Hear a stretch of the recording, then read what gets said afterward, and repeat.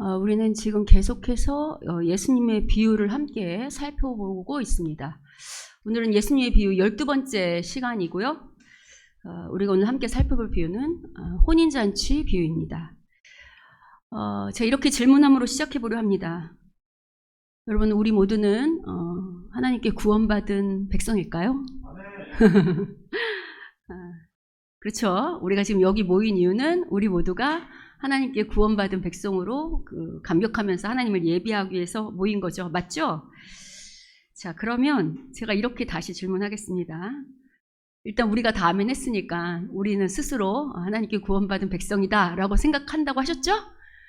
그럼 과연 하나님께서는 하나님 보실 땐 나는 그렇게 생각하는데 하나님 보실 때도 우리 각 사람이 구원받은 하나님의 자녀일까?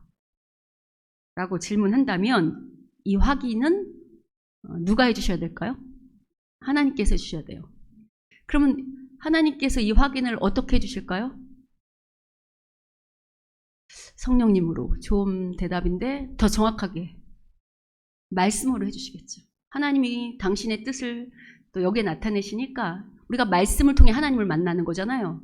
그러니까 우리가 정말 구원받은 자라고 하나님이 확인시켜 주신다면 그 확인을 어떻게 받을 수 있냐면 하나님의 말씀을 통해서 내가 그런가 그러하지 아니한가 받을 수 있겠죠. 오늘 비유가 바로 과연 누가 구원받은지에 대해서 우리가 정말 구원받은 자가 맞는지에 대한 확인을 하는 이야기인 것 같습니다. 그래서 오늘은 어떤 관점으로 보려고 하냐면 이 비유가 어떻게 우리의 구원을 확인시켜주고 있는가라는 질문을 가지고 이제 한번 비유를 보겠습니다.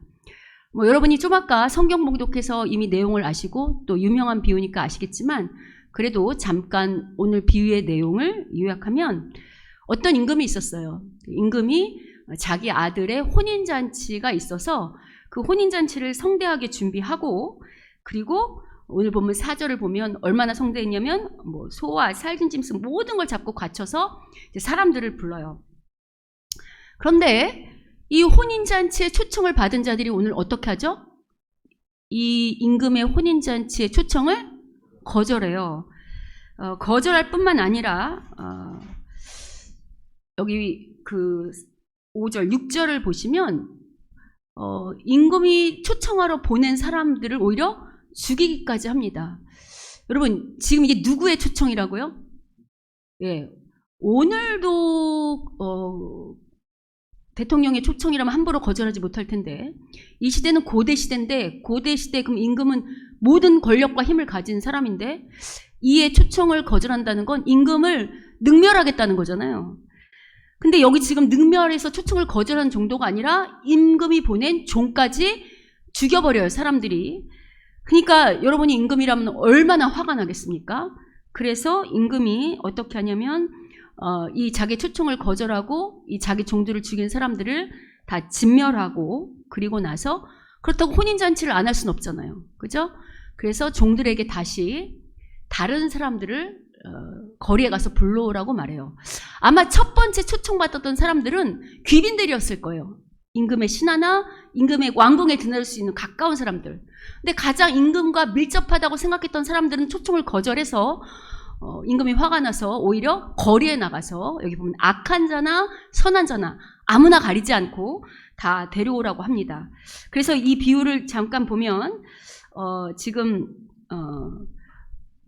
그러니까 처음 초청받은 자들은 오히려 진멸당하고 나중에 그 특권이 그 사람들의 거절로 인해서 다른 사람에게 주어지는 것으로 오늘 이 비유가 간략한 내용이에요.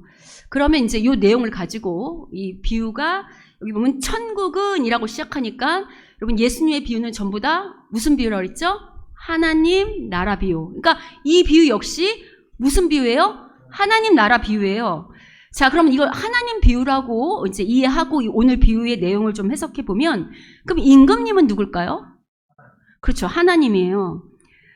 그러면 혼인잔치에 먼저 청함을 받았지만 거절한 자들은 누굴까요? 그렇지. 우리 지난주에 했잖아요. 우리가 벌써 종을 죽였다. 우리 지난주에 악한 농부의 비유할 때도 종들을 죽였죠. 이스라엘이고. 지난주 우리 종들이 누구라 했죠? 선지자들. 하나님 보낸 선지자들. 근데 여기서도 마찬가지로 임금이 보낸, 하나님 보낸 종들, 선지자를 죽이고 처음 부름받은 이스라엘이 지금 어떻게 했다는 거예요? 하나님의 초대에 거절하고 오히려 선지자까지 죽여버리는 이 일을 벌임으로 말미암아 원래 유대인들은 하나님의 백성이었잖아요.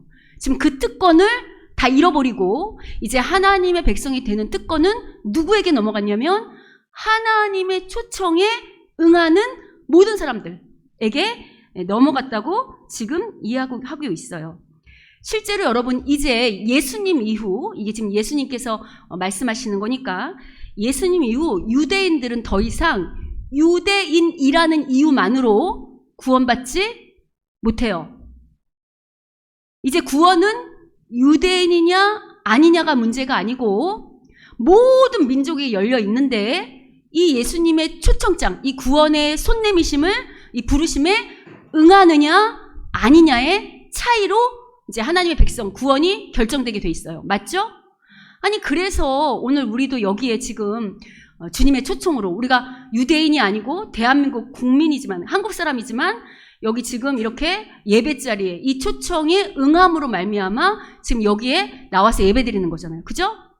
그러면 여기까지만 보면 지금 우리가 아까 구원받은 게 맞냐? 과연 이 말씀이 우리의 구원을 확인시켜 주냐 할 때 어떤 것 같아요? 우리가 구원받은 자인 거 맞는 것 같아요? 예. 여기까지만 보면 마치 이 말씀이 우리의 구원을 확인시켜 주는 것 같아요. 왜냐면 우리가 지금 여기 예배하는 자리에 이 부르심에 이 초청에 앉아 있으니까.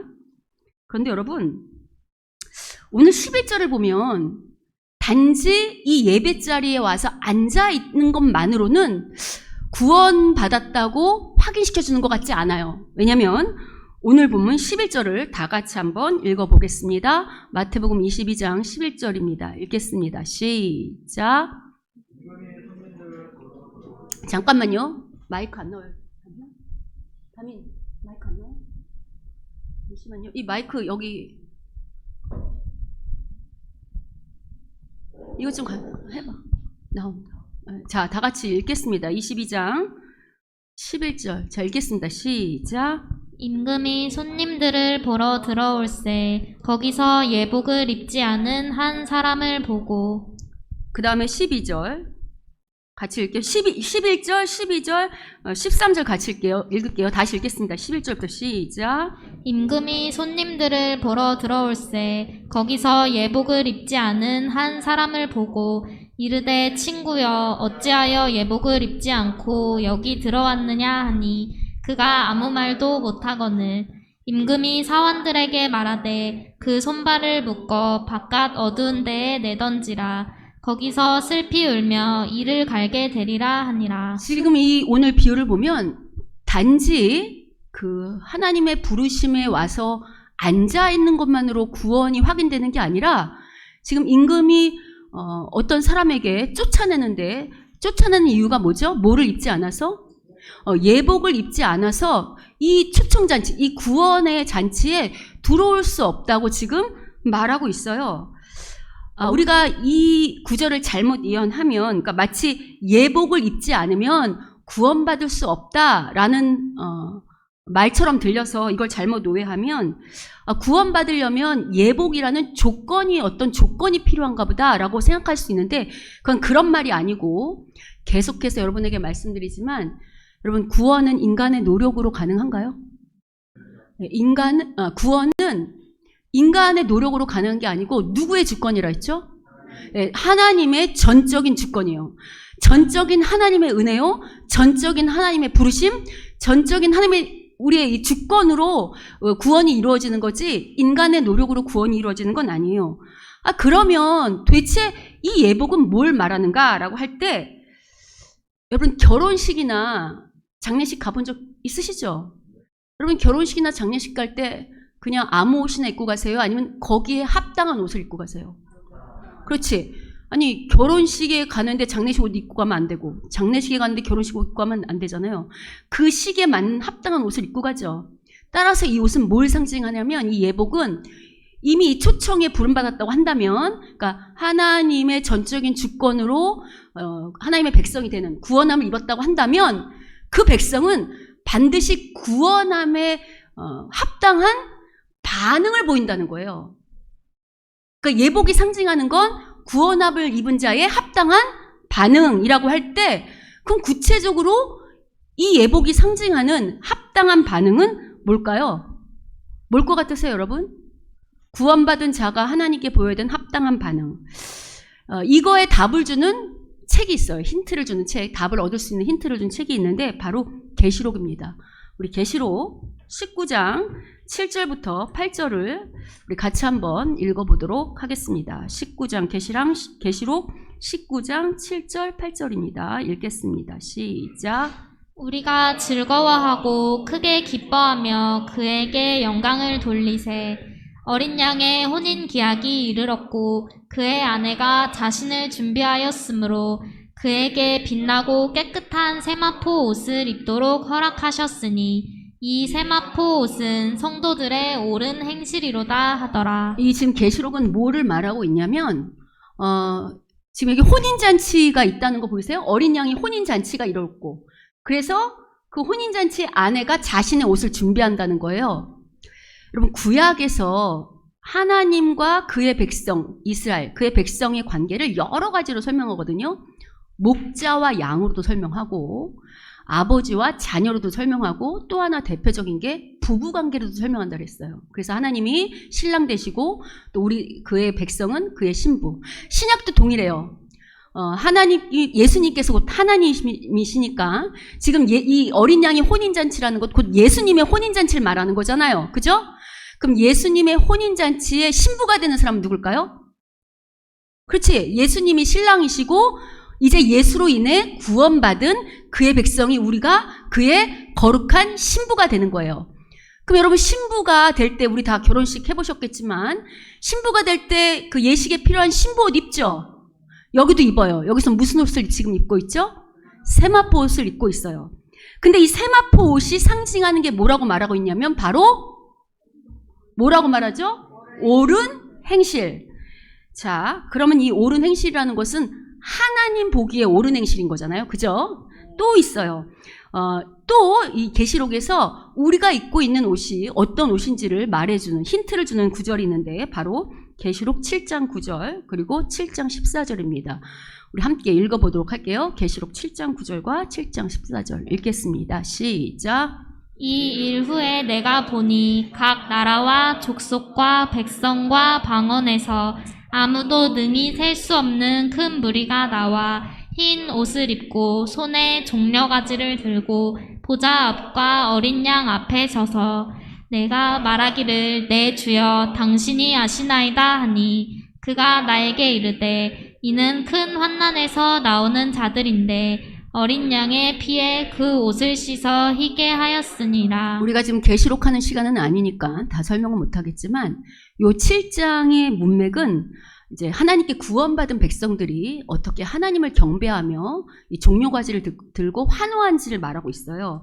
그래서 여기 아무도 능히 셀 수 없는, 각 나라와 족속과 백성과 방언에서 아무도 능히 셀 수 없는 큰 무리는 누구냐면 바로 구원받은 주의 백성들을 말해요. 근데 이 구원받은 주의 백성들이 무슨 옷을 입고 있나요? 흰옷. 근데 이 옷이, 이 흰옷이 어떤 흰옷인지를 이 14절에서 더 구체적으로 말하고 있는데, 예수 믿는 사람들, 이 구원받은 백성들이 큰 환난에서 나온 자들인데 그들은 어떡한데요? 어린 양의 피에, 즉 예수님의 십자가 보혈로 자신들을 깨끗이 씹은 옷, 깨끗이 씻은 옷, 그러니까 예수의 피로 거듭난 자들이 입은 옷이 뭐냐면 흰옷, 이렇게 말해요. 뭘 할 수 있는가? 즉 옷이 상징하는 것은 예수의 보혈로 구원받은 자라고 한다면 가장 두드러지게 나타나는 특징이 회개라는 거예요. 내가 먼저 회개해서 구원받는 게 아니고 예수님의 은혜로 우리가 구원을 딱 받게 되고 내가 하나님의 자녀인 것을 딱 아는 순간 우리가 뭘 깨닫죠? 아, 내가 죄인이었구나. 이 죄 문제를 내가 해결할 수 없는데 주님이 구원하셨구나 알면서 우리의 죄를 회개할 뿐만 아니라 회개한다는 것은 잘못된 삶의 방향을 돌이킨다 그랬죠. 그래서 이제는 누구의 뜻대로? 하나님 보시기 옳은 행실. 그러니까 하나님의 뜻대로 산다는 거예요. 다시 말해서 아까 말한 예봉은 뭐냐? 구원받은 자가 보이는 합당한 반응이라고 할 때 구원받은 자의 가장 큰 특징은 이제 누구의 뜻대로 산다는 거예요. 하나님 아버지의 뜻대로 사는 것이 그게 우리의 예복이요. 그게 구원받은 자의 큰 특징이라고 오늘 비유가 말하고 있어요. 그래서 여러분 실제로 이 계시록만 그런 게 아니고 이 비유를 말하고 있는 마태복음에서도 7장 21절을 보면 이렇게 말씀하고 계십니다. 우리 마태복음 7장 21절 같이 한번 읽어보겠습니다. 자, 읽겠습니다. 시작. 나더러 주여 주여 하는 자마다 다 천국에 들어갈 것이 아니요 다만 하늘에 계신 내 아버지의 뜻대로 행하는 자라야 들어가리라. 지금 뭐라고 말씀하고 계세요? 여기서 아무리 하나님, 아버지, 주님 하고 아무리 부르고 기도하고 이 안에서 예배한다 할지라도 누구만 들어갈 수 있대요? 하나님의 뜻대로 행하는 자만 들어가지 이 안에 모여서 부른다고 들어가는 아니라고. 오직 구원은 하나님의 뜻대로 행하는 자에게만 주어진다고 확인시켜주고 있죠. 근데 여러분 우리가 정말 구원받은 백성이라면 여기서 주여 주여 혹은 예배만 참석해서 되는 게 아니고 정말 하나님의 뜻대로 행하는 자라야만 구원받는다는 이 이야기 처음 들으셨어요? 아니면 아주 많이 들으셨어요? 많이 들은 정도가 아니라 거의 매주 듣는 것 같아요. 맞죠? 근데 여러분 그거 아세요? 왜 성경은 매주 이런 이야기를 우리한테 할까요? 여러분 자녀들 키워보셨죠? 여러분 자녀들한테 반복하여 어떤 잔소리를 반복해서 할 때는 언제 반복해서 그런 잔소리를 할까요? 말 안 될 때도 맞지만 아주 중요한 문제인데도 불구하고 그 자녀가 그 중요한 걸 꼭 알고 돌이켜야 되는데도 불구하고 그렇게 하지 않을 때 부모들은 반복해서 그 잔소리를 하죠. 동일해요. 성경은 계속해서 우리 보고 하나님의 뜻대로만 사는 길이 살 길이고 이게 바로 구원받은 자의 합당한 모습이라고, 그게 예복이라고 계속해서 반복하고 있다는 것은 우리가 이걸 듣기는 많이 들었지만 그렇게 살 수 있는 확률이 높다는 건가요? 아니면 그렇지 않을 확률이 높다는 거예요? 그렇지. 뜻대로 살지 않을 확률이 높기 때문에 이렇게 말하고 있죠. 그래서 여러분 실제로 오늘 이 비유를 말씀하고 계신 예수님도 오늘 비유만 이렇게 말씀하시는 게 아니고 21장부터 시작해서 오늘 비유에까지 실은 3가지의 비유를 말씀하시거든요. 우리 지난주 살펴본 비유를 포함해서 악한 농부의 비유를 포함해서 그 3가지 비유를 실은 다른 비유로 말씀하셨지만 같은 내용을 다른 버전으로 말씀하고 계시는 거예요. 그래서 여러분 오늘 비유가 어떻게 시작되는지 한번 볼까요? 22장 1절 보세요.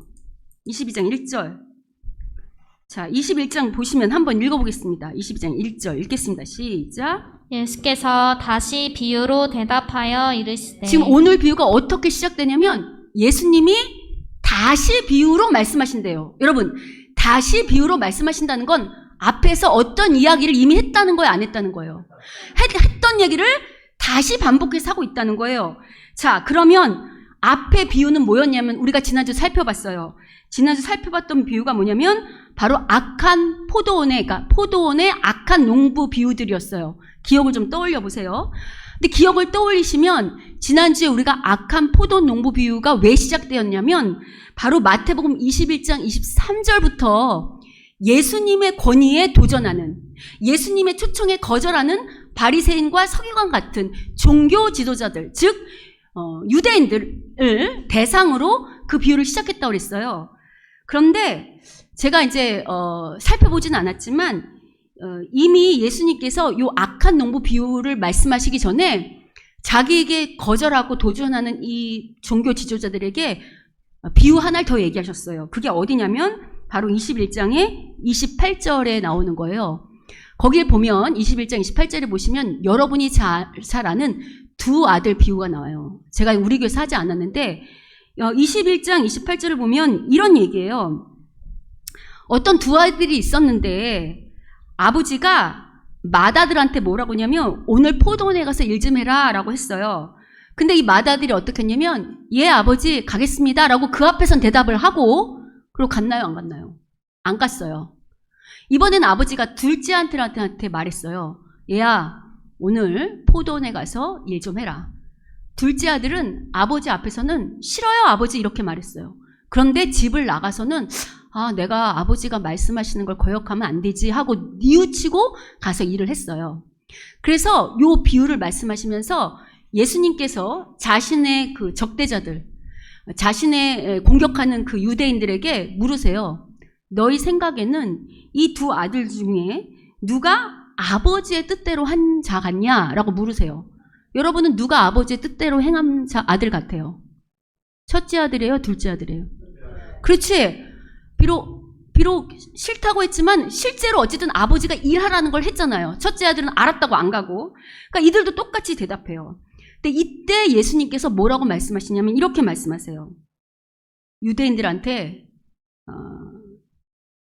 우리 같이 한번 읽어보면 31절, 21장 31절을 같이 한번 읽어보겠습니다. 마태복음 21장 31절. 여기 PPT 없어요. 그러니까 같이 한번 읽어보겠습니다. 읽겠습니다. 시작. 그 둘 중에 누가 아버지의 뜻대로 하였느냐?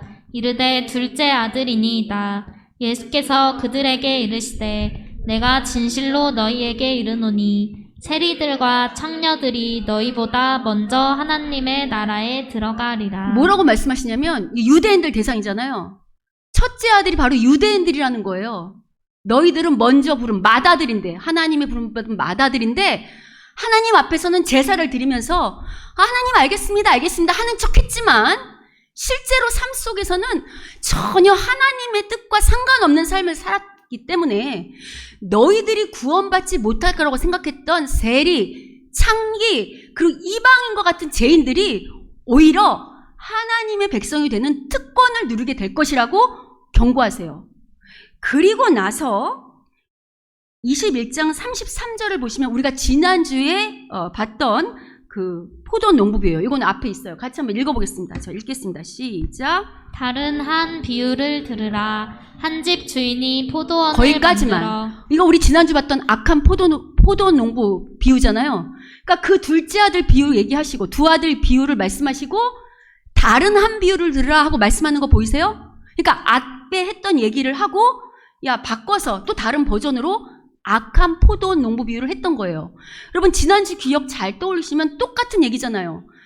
너희가 먼저 소작농, 먼저 부름받은 하나님의 백성이라 포도원을 잘 가꿔달라고 맡겼음에도 불구하고 하나님의 뜻을, 아버지의 뜻을 행하지 않아서 좀 잘해보라고 선지자를 보냈는데도 불구하고 그들이 어떻게 했죠? 이스라엘이 선지자들을 우리 지난주에 어떻게 했어요? 죽여버렸잖아요. 그래서 오히려 그 농부들을 진멸하고 이제 그 포도원은 누구한테 준다 그랬어요? 말씀에 따라 이 주인의 명령에 따라 세를 잘 바칠 다른 농부들을 주겠다. 같은 내용인 거 보이세요? 자, 그리고 나서 바로 오늘 비유가 아까 보신 것처럼 다시 비유를 하고 혼인잔치 비유, 오늘 우리가 살펴본 혼인잔치 비유를 말씀하시는 거예요. 지금 연이어서 세 가지 비유를 말씀하셨는데 여러분이 지난주 비유, 그리고 좀 아까 들은 말씀, 그리고 제가 아까 두 아들 비유를 같이 생각해 보실 때 이 세 가지 비유가 이야기는 다르지만 공통점이 있어요. 뭐죠? 뭐가 공통점이죠? 하나님의 부르심의 거절이에요. 첫 번째는 셋 다 하나님의 부르심을 받은 유대인들이 하나님의 백성이라고 하는 사람들이 하나님에 대한 부르심을 어떻게 했죠? 다 거절했어요. 여러분 그래서 하나님의 부르심이라는 것은 단순히 불러서 여기 왔다는 게 아니고 부르심이라는 의미 안에는 하나님의 뜻에 맞도록 살겠다는 그 의미가 포함되어 있어요. 그러니까 세 비유 다 하나님의 뜻을 어떻게 하죠? 거절해요. 뿐만 아니고 그 거절로 말미암아 세 비유가 공통적으로 말하는 게 뭐냐면 이제 하나님의 뜻을 거절했기 때문에 먼저 부름받았다 할지라도 하나님의 뜻을 거절한 이 자들에게는 이 구원이 더 이상 효력이 없고 이 구원의 특권은 다른 사람에게 뺏기게 된다. 이 구원이 하나님의 뜻대로 행하는 자에게 넘어가게 된다가 세 가지 비유가 지금 공통으로 말하고 있어요.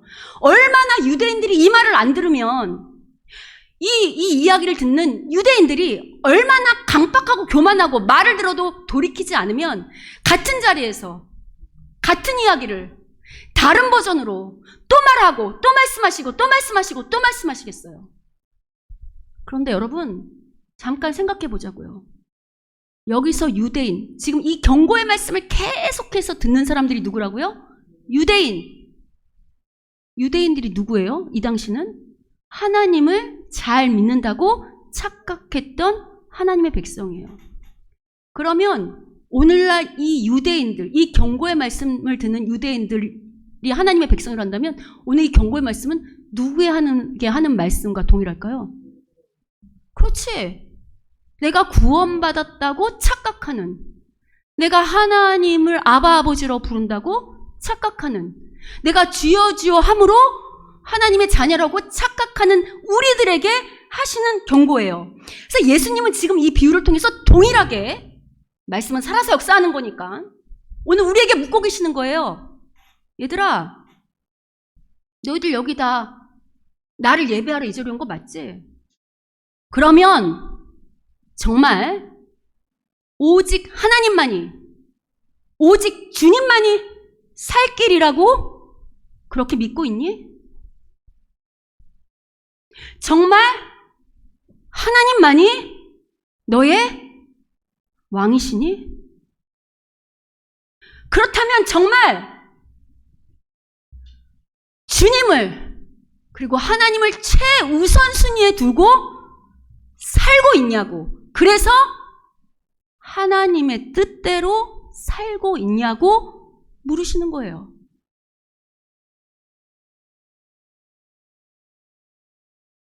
여러분 어떠세요? 오늘 우리는 정말 하나님만이 살 길이라고 여기고, 그렇게 여기는 거가 중요한 게 아니고 행함이 중요하다 그랬죠. 그렇게 삶 속에서 모든 우선순위를 하나님 앞에 두고, 그리고 하나님의 뜻대로 그 말씀에 나를 맞추어 인내하며 그것에 싸우며 그렇게 살고 계십니까? 왜 대답이 없어요? 그렇게 살고 계십니까? 우리가 쉽게 대답하지 못한 이유는, 오늘 지금 주일이잖아요. 우리만 예배 드리는 거 아니고 지금 전국 세계 각지에서 아마 이 주일 예배를 드리고 있을 거예요. 정말 많은 사람들이 예배를 드리고 있죠. 그럼 그들에게 우리가 한번 그 모두를 생각하고 묵상해 보죠. 정말 예배 드리는 그 모든 사람들이 하나님 앞에 최우선순위를 두고 정말 하나님께 자신의 인생을 걸고 하나님을 목표로 살고 있을까? 라고 할 때 그렇게 많은 사람들이 그렇게 살고 있지는 않을 것 같아요. 어쩌면 우리 모습은 오늘 본문의 22장 이 혼인잔치 비유에 등장하는 5절, 6절의 사람들의 모습과 더 유사한 것 같습니다. 여러분 5절에 6절에 그리고 이 등장하는 사람들이 지금 하나님의 초청을 거절한 이유가 뭐죠? 자기 일하러 가고 자기 사업하고 자기 일이 바빠서 그렇잖아요. 그죠? 여러분 이게 이제 자기 일이 바쁘다는 건 누가 굳이 중요하지 않다는 거예요. 누구보다 누가 더 중요하다는 거예요. 하나님보다 내 일이 더 중요하다는 거예요. 그래서 우리가 이제 이걸 여러 말로 내가 주인 되어서 그렇다, 죄가 그거다, 이건 여러 번 말했으니까 우리가 안다 치고 그냥 우리 현실적으로 말하면 이들이 이 하나님의 초청을 거절한 이유는 그냥 우리가 현실적으로 쉽게 말하면 살만하기 때문이에요. 굳이 하나님 없어도 내 일이, 내 사업이 나를 먹여 살려주거든. 굳이 하나님이 아니어도 내 일과 내 계획과 내가 지금 하고 있는 여러 사업들이 나를 충분히, 그리고 나의 인간관계들이 충분히 나를 살게 해준다고 착각하기 때문에 하나님의 뜻, 하나님의 부르심, 그리고 하나님이 내게 부르신 인생의 사명, 이런 건 별로 중요하지가 않은 거예요. 어떠세요, 여러분? 여러분은 하나님이 나를 살려주신다고 생각해요? 아니면 내 일이 나를 먹여 살린다고 생각하세요? 이게 여러분 생계를 팽개치란 이야기가 아니에요. 우리의 일터 역시 하나님이 부르시는 또 다른 사명의 장소일 수 있어요. 그러니까 여기서 열심히 우리가 일함으로 하나님의 영광을 드러내야 된다고. 근데 문제는 설사 우리가 일터에 있다 할지라도, 그게 가정이 됐든 어디 있다 할지라도 우리의 중심이, 우리의 순위가, 우리의 행하는 모든 기준이 정말 하나님의 뜻에 있느냐 없느냐에 그렇게 살고 있냐 아니냐 우리한테 묻는 거예요. 여러분 실제로 우리나라 1970년대, 80년대는 교회의 부흥기였어요. 교회가 문만 열어도 사람들이 몰려들었다고. 그때는 작은 교회냐 큰 교회냐 이런 개념조차 없었어요. 그냥 문을 열면 사람들이 왔었어. 왜 교회로 달려들었냐면요. 왜 사람들이 몰려왔냐면 살기가 어려웠기 때문이에요. 여러분 7, 80년대만 해도 병원이나 약국이 흔하지 않았어요. 그래서 감기만 걸려도 어떡하냐면 교회로 달려와요. 왜? 기도받으려고. 기도해서 우리 애기나 내가 지금 고침받아야 되니까. 또 그때는 먹을거리가 흔하지 않아서 아이들이 교회를 오라고 하면 잘 왔어요. 왜? 교회 가면 간식 주거든. 그리고 놀거리를 어쨌든 친구들이 교회 안에서 놀 수 있게 해주고 흥미있는 일들이 많으니까 교회로 몰려왔어요. 여러분 그래서 그때는 청소년들도 많이 교회에서 놀았잖아요. 왜? 밖에 놀거리가 없으니까. 그래서 우리 예전에는 청소년들이 막 문학의 밤 이런 것도 많이 했던 거 기억하시죠? 살기가 팍팍했기 때문에 하나님을 의지하지 않고는 살 수가 없었던 거예요. 그래서 굳이 누가 오라고 하지 않아도 스스로 그냥 여기 매달릴 수밖에 없겠어. 왜? 사는 게 어려웠으니까. 근데 여러분 오늘날은 어떤가요? 먹을 게 넘쳐나요. 지금은 아무 간식이나 준다고 애들이 먹지 않아요. 왜? 엄마들이 최고급 주스를 하나를 먹여도 유기농, 간식도 정말 따져서 재료 따지고 성분 따지고 먹이는 시대이기 때문에 그런 거에 오지 않아요. 청소년들 교회 안 와도 놀 게 너무 많아요. 밖에 가면 무슨 방에서 넘쳐날 뿐만 아니라 스마트폰 있잖아요. 병원과 약국도 문만 열면 질비하죠. 그죠? 너무나도 경제가 지금 어렵다고 해도 지금 시대는 너무나도 살기 좋은 시대예요. 어떻게 할 수 있냐고요? 여러분 제가 그렇게 나이 많아 보이지 않죠?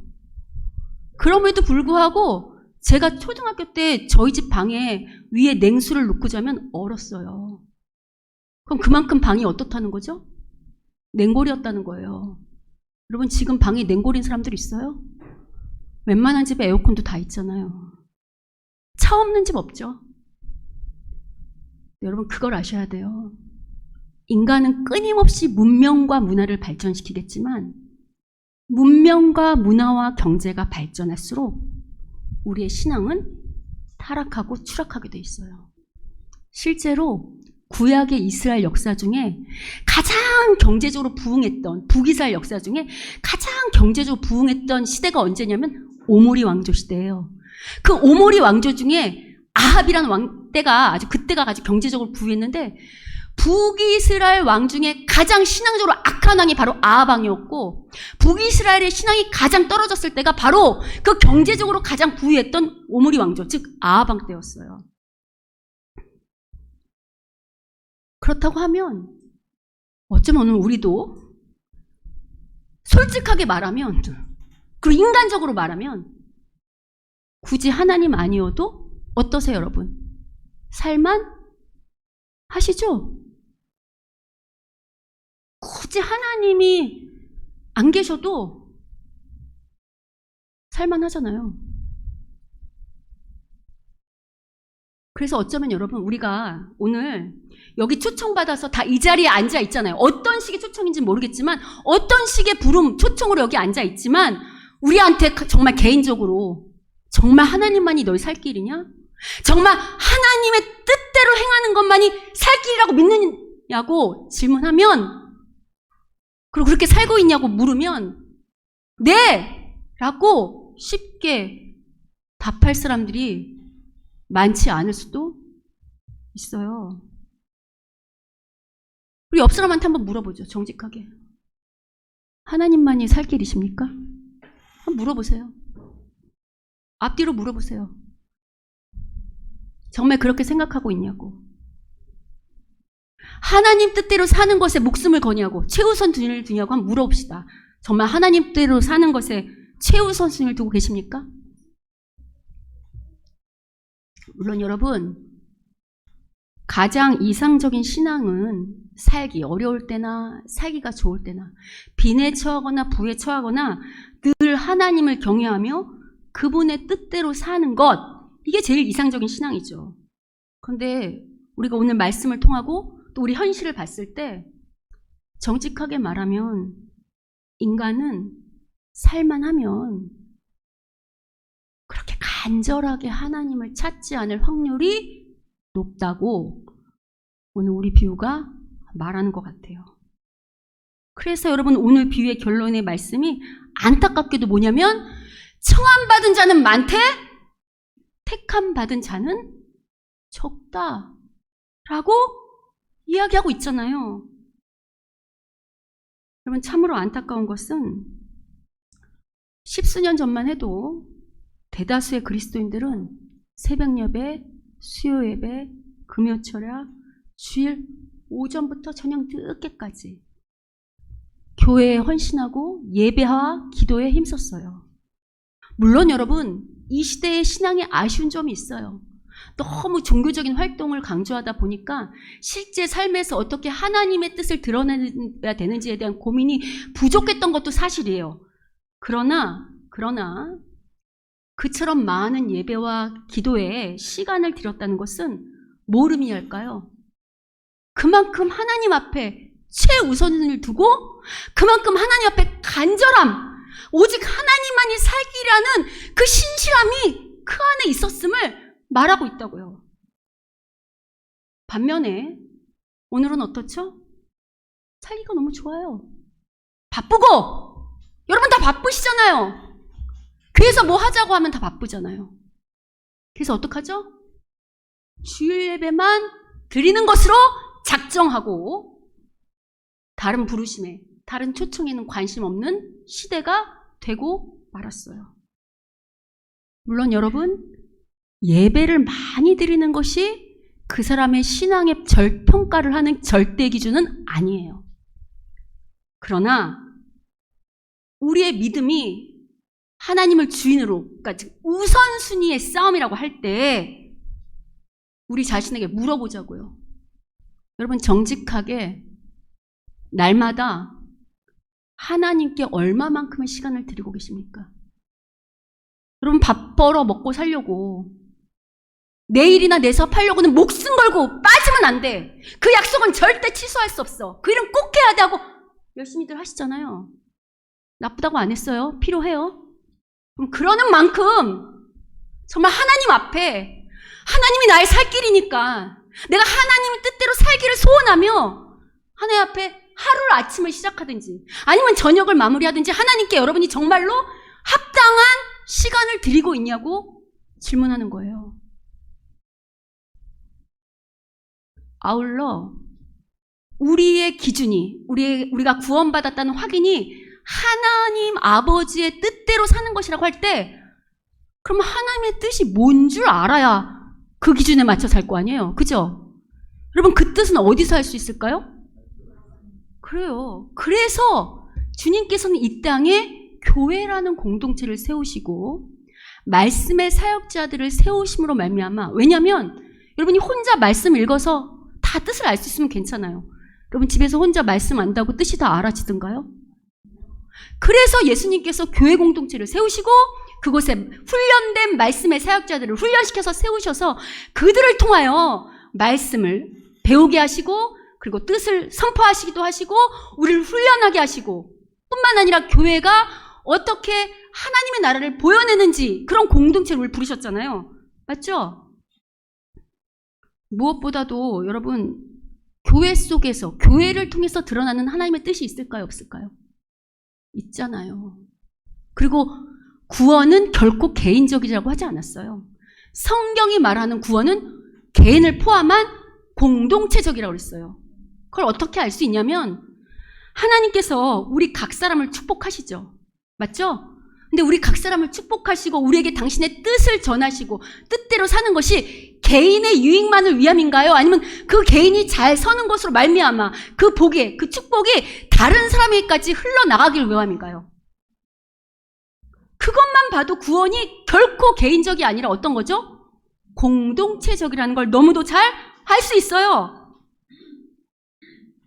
그렇다고 한다면 분명히 교회를 통한 하나님의 뜻이 있는 거잖아요. 그러면 우리 각 사람이 개인의 일터와 가정과 삶의 터전에서 주님의 뜻대로 사는 것도 아주 중요하지만 이 교회를 통하여 부르시는, 이 교회를 통하여 말씀하시는 하나님의 뜻에 합당하게 반응하는 것도 아주 중요하겠죠. 여러분, 보이는 교회 공동체의 하나님의 뜻에, 보이는 교회 공동체의 뜻에도 반응하지 못하고 거기에도 제대로 순종하지 못하는데, 거기에도 제대로 반응하지 못하는데 보이지 않는 하나님 아버지의 뜻을 내가 행하고 있다고 말하기가 쉬울까요? 보이는 질서 가운데 하나님이 말씀하시는 것에도 아멘하지 못하고 순종하지 못하고 그 뜻에 행하지 못하는데 보이지 않는 하나님께 순종하는 건 쉽지 않아요.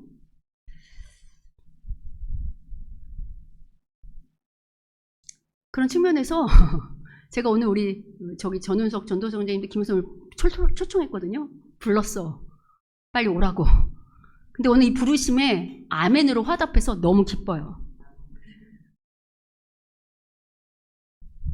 여러분, 우리가 교회 안에서, 여러분 각 사람도 있지만 교회 안에서 하나님 말씀하시는 것도 우리 귀를 기울여야 돼요. 그래서 제가 뭐를 고민하고 있냐면, 우리 교회는 그래도 고마운 게 예배뿐만 아니라 제자훈련이나 소그룹이나 여러 가지 있잖아요. 근데 여러분이 참 반응을 잘해주고 있어서 너무 감사해요.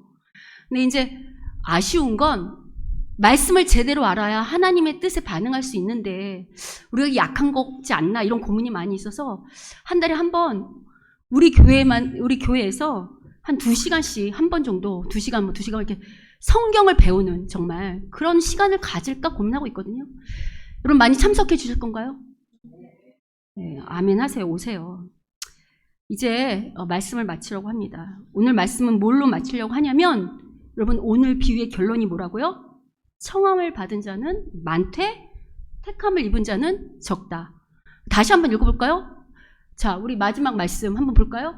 14절 한번 읽어볼까요? 자, 22장 14절 읽겠습니다. 시작. 청함을 받은 자는 많되 택함을 입은 자는 적으니라. 여러분, 이게 비유의 결론인데 우리는 너무 쉽게 청함을 받은 자는 많되 택함을 받은 적다, 이렇게 지나칠 수 있지만, 여러분 이 말씀이 얼마나 무섭고 두려운 경고의 말씀인 줄 아십니까?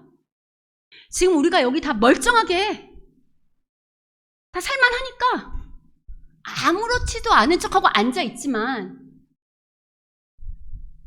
정말 하나님을 최우선순위에 두지 않고 하나님의 말씀을 내 가슴 깊이 새겨서 그 뜻대로 살지 않는다면, 여기 이렇게 앉아서 뭐 반주도 할 수 있고 찬양도 할 수 있고 말씀을 전할 수도 있고 뭐 아멘도 할 수 있지만,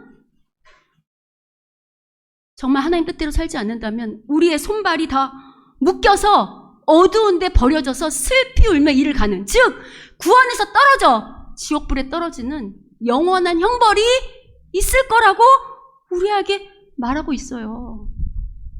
실제로 여러분 유대인의 역사를 봐도 예수님을 거절하는 그들이 얼마나 그들의 역사 가운데 비참한 역사를 겪고 최후를 겪고 맞았는지 우리 다 봤잖아요. 이런 측면에서 여러분, 목사가 성도들 향한 바람은 뭘까요? 여러분, 저는